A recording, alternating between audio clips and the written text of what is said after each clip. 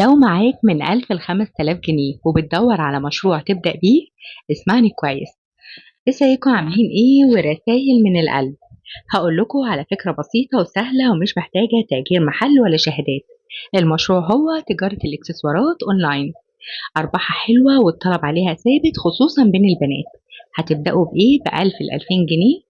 نجيب خامات بالجملة من العتبة أو الموسكي أو حتى أونلاين. ولو معاكي 5000 جنيه يبقى كمان ممكن تعملي براند بسيط باسمك وتطبعي بوسترات وتغليف شكله شيك. وهنبيع فين؟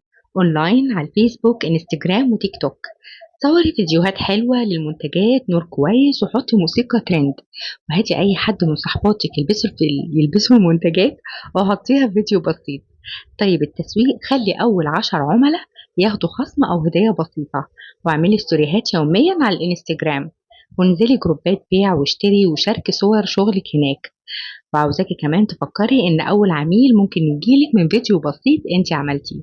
فابدأي وما تكسليش، ولو عجبتك الفكرة دوس لايك وشيريها مع أصحابك. وابقوا تابعوني لفكرة مشروع تانية. ومع السلامة.